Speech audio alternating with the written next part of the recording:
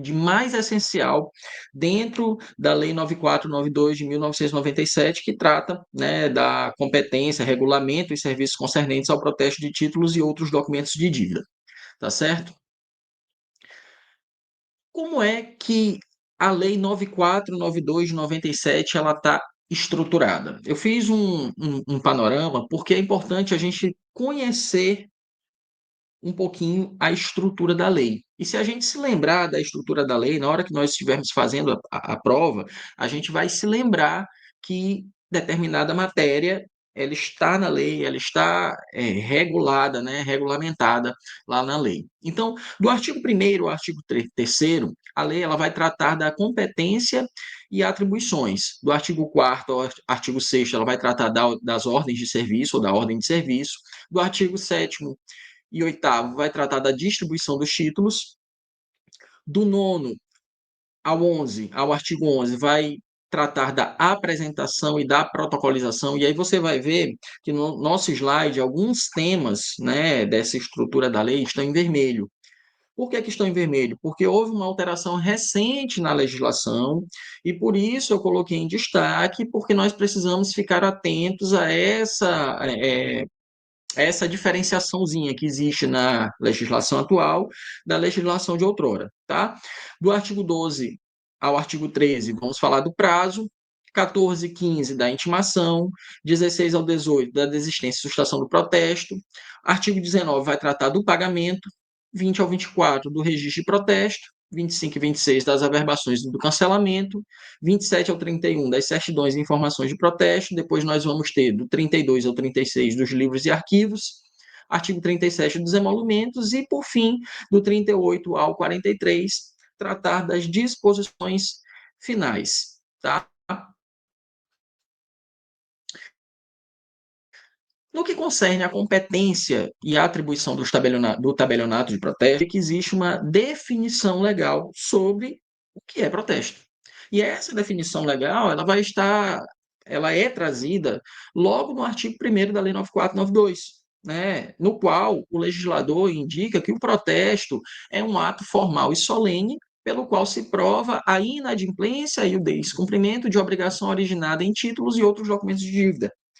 Então, quando a gente fala de ato formal e solene, a gente está falando de um ato que segue um determinado procedimento para se chegar a uma finalidade, e esse procedimento é feito por um agente público, né? No caso, o tabelião de protestos, tá? Esse ato que segue esse procedimento, que tem a finalidade de chegar a um resultado, né, a um fim naturalístico, ele tem como finalidade a prova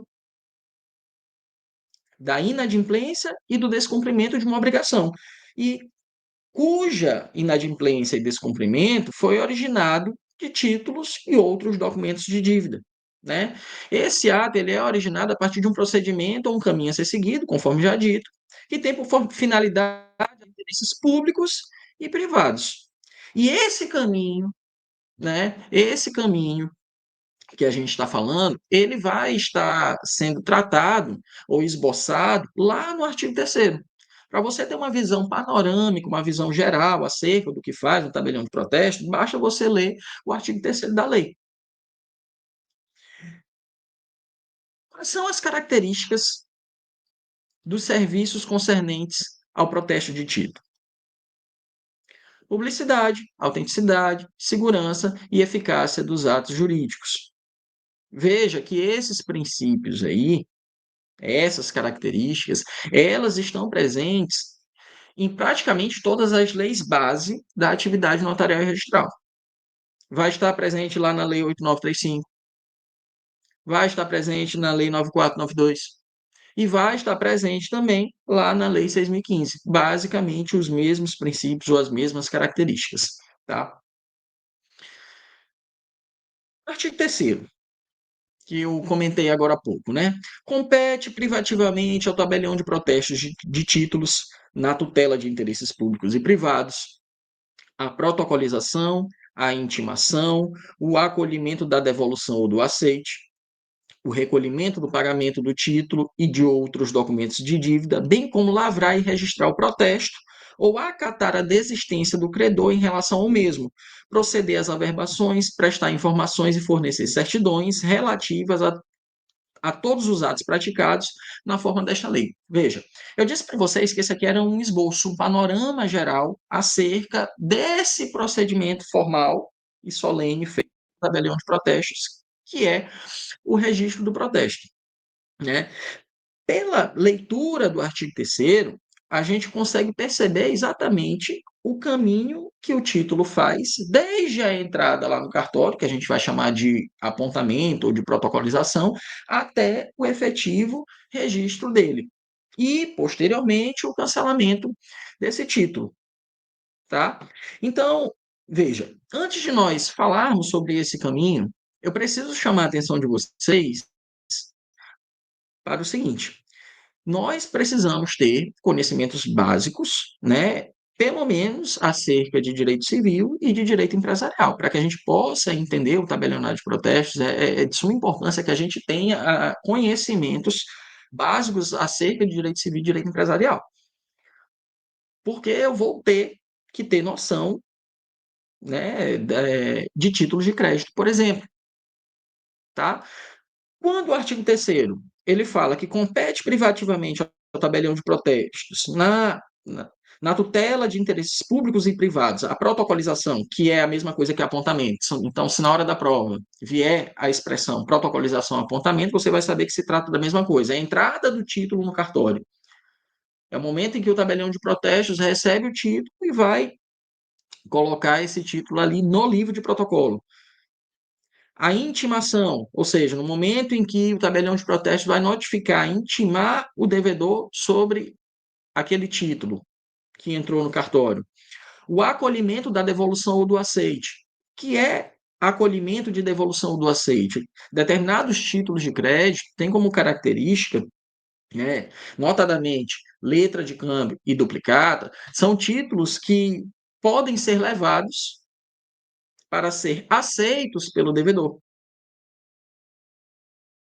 Então, o credor encaminha o título para o devedor, para ele ser aceito, e no momento em que ele recebe esse título, ele tem que fazer a devolução do título. Então, por isso que uma das atribuições do tabelião de protestos é fazer o acolhimento da devolução ou do aceite. Tá? Em alguns casos é obrigatório, em outros casos é facultativo. Tá? O recebimento do pagamento do título e de outros documentos de dívida, bem como lavrar e registrar o protesto ou acatar a desistência do credor em relação ao mesmo, tá? Proceder às averbações, prestar informações, fornecer certidões.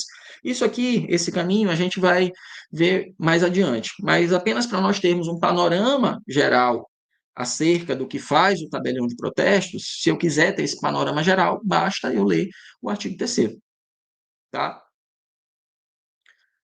Conforme está aqui no nosso esquema, aqui no nosso slide, você vai ver que, de acordo com o artigo 5º da Lei 9492, todos os documentos apresentados ou distribuídos no horário regulamentar serão protocolizados dentro de 24 horas, obedecendo à ordem cronológica de entrega. Veja, o artigo 4º vai dizer o seguinte, olha, o atendimento ao público será de, no mínimo, 6 horas diárias, atendimento ao público. Fora o atendimento ao público, nós temos o atendimento interno do cartório.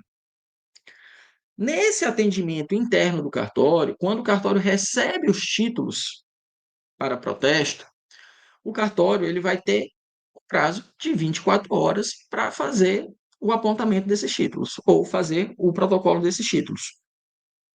E esse apontamento, esse protocolo, ele tem que ser feito obedecendo a ordem cronológica de entrega. O parágrafo único do artigo 5º ele vai dizer que ao apresentante será entregue recibo com as características essenciais do título. Por quê? Porque antigamente a prática também era de que os títulos eram entregues em balcão. Né? Então, nós temos hoje duas possibilidades de fazer o apontamento ao protocolo dos títulos. Ou os títulos vêm pela central, pela CRA ou pela Semprot, ou o apresentante entrega em balcão o título. E quando for o caso de entrega em balcão, o cartório recebe o título físico e ele tem que entregar um recibo da entrega desse título ao apresentante. Tá? E esse recibo vai ter que conter as características essenciais do título ou documento de dívida. Tá? O artigo 6º vai falar do cheque, de forma específica do cheque. Tratando-se de cheque, o protesto ser lavrado no lugar do pagamento ou do domicílio do emitente. No que tange ao cheque, nós temos duas possibilidades de competência para a lavratura do protesto: ou no lugar do pagamento ou no domicílio do emitente. Devendo do referido cheque constar a prova de apresentação ao banco sacado. Eu só posso levar um cheque a protesto se houver a comprovação de que esse cheque foi apresentado ao banco e não houve pagamento do valor, ou ainda que parcial, ali do cheque. Tá? A exceção a essa regra de apresentação ao banco sacado é se o protesto tiver por finalidade instruir medidas pleiteadas contra o próprio estabelecimento bancário, conforme parte final aí do artigo 6º. Tá? Vencida essa parte aí de apresentação, a gente vai passar para a parte da distribuição, já ali no artigo 7º. No artigo 7º. O artigo 7º ele vai tratar da distribuição, e aí a gente tem que lembrar que na Lei 8935, uma das atribuições da atividade notarial e registral é o ofício distribuidor, que hoje em dia ele já está quase em desuso. Inclusive, existe uma recomendação do CNJ para que os cartórios de distribuição eles sejam extintos. Então, a gente não pode confundir, nós não podemos confundir a distribuição do artigo 7º da Lei 9492 com a distribuição da Lei 8935. Tá? Então, o artigo 7º aqui da Lei de Protesto, que é o objeto do nosso estudo hoje, vai dizer o seguinte: olha, os títulos e documentos de dívida destinados a protesto somente estarão sujeitos à prévia distribuição obrigatória nas localidades onde houver mais de um tabelionato de protesto. Então, o que é que a lei está dizendo? A lei está dizendo o seguinte: nos municípios onde tiver mais de um tabelionato de protestos, é obrigatória a distribuição dos títulos. E essa distribuição ela tem que ser feita de forma equitativa. Equitativa em termos de quantidade e em termos de qualidade. Mas isso aqui a gente fala um pouquinho mais para frente, porque antes de falarmos sobre isso, vamos observar o que diz o parágrafo único do artigo 7º. Onde houver mais de um tabelionato de protesto de títulos, a distribuição será feita por um serviço instalado e mantido pelos próprios tabelionatos. Então, a regra para o protesto é que a distribuição seja feita por um serviço de distribuição que é mantido pelos próprios tabelionatos. Aí vem uma vírgula e que vai trazer a exceção, salvo se já existir ofício distribuidor. Esse ofício distribuidor aqui, que aparece após essa vírgula aí, é o ofício distribuidor da Lei 8935. É como se fosse um cartório, de fato, em que existe ali o próprio serviço de distribuição. Tá? Que, como eu disse, é um serviço que hoje em dia é um serviço que está em desuso. Quase a gente não vê cartórios de distribuição que foram colocados para concurso. É uma figura que não existe mais, praticamente. Salvo se já existe ofício distribuidor organizado antes da promulgação dessa lei. Tá? Artigo 8º. Os títulos e documentos de dívida serão recepcionados, distribuídos e entregues na mesma data aos tabelionatos de protesto, obedecidos os critérios de quantidade e qualidade. Veja, aqui no nosso slide a gente coloca aqui, ó, da distribuição. Aí você veja que aqui no canto, para mim, no canto esquerdo, tem assim, CRA sem PROT. A CRA sem PROT encaminha os títulos para a distribuição, no caso dos municípios em que tem mais de um cartório. Essa distribuição é mantida pelo próprio cartório. Não confundir com o oficial distribuidor lá do artigo 5º, inciso 8º da Lei 8.935. E aí eu chamei a atenção de vocês, dizendo o seguinte: olha, o parágrafo 2º do artigo 367 do Código Nacional de Normas, ele propõe, né, a extinção dos ofícios de distribuição, né? E essa extinção ela tem que ser feita por meio de lei de proposição dos tribunais de justiça, né, dos tribunais. Isso tudo, gente, a gente tem que entender que o direito ele é uno, o direito é um só. Então, eu estou aqui estudando a lei de protesto com vocês, a lei 9492, mas eu tenho que entender que o sistema ele é um só.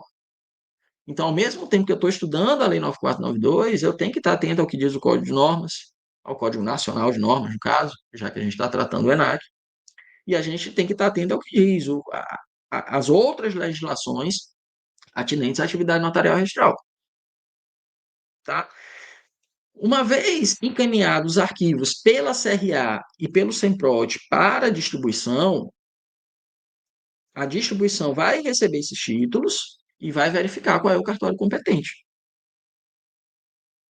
E vai fazer essa distribuição em quantidade e em qualidade, por meio de arquivos eletrônicos ou na forma escritural. Quando você estiver diante da prova e utilizar-se essa expressão escritural, ou forma escritural, saiba que então o avaliador ali está querendo dizer para você que se trata de um arquivo eletrônico, se trata de informações eletrônicas, tá? Da apresentação e da protocolização. Artigo 9º. O artigo 9º vai tratar da qualificação jurídica, que é feita pelo tabelião de protestos. Você que já estuda aí para cartório,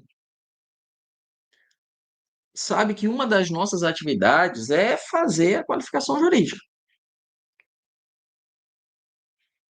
E em que consiste a qualificação jurídica do tabelião de protestos? Olha o que diz o artigo 9º.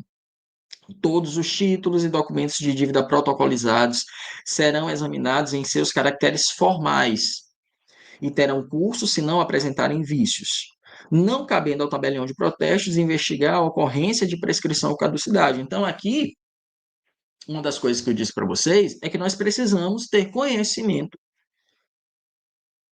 acerca de outras legislações, notadamente, e aqui, notadamente, as legislações que tratam dos títulos de crédito, porque cada título de crédito vai possuir a sua especificidade. Então, se eu estiver falando de cheque, eu vou ter que saber da lei do cheque. Se eu estiver falando de duplicata, eu tenho que saber da lei de duplicatas. Qual é a formalidade? O que que precisa ter uma duplicata para ser considerada duplicata? Por exemplo, se eu estiver falando de letra de câmbio ou falando de nota promissória.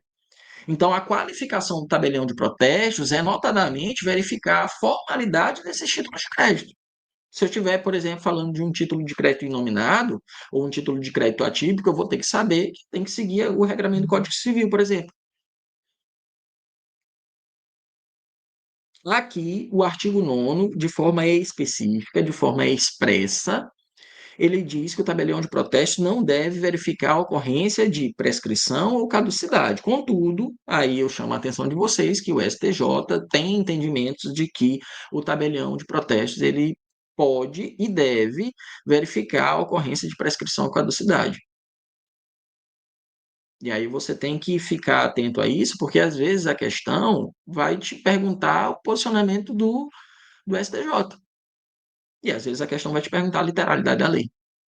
E aí você tem que estar atento a esses detalhes. Se houver qualquer irregularidade do ponto de vista formal, o protesto ele tem que ser obstado. E quando se fala aqui em obstará o registro do protesto, no parágrafo único do artigo 9º, o que o legislador está falando é que o procedimento ele não pode sequer começar.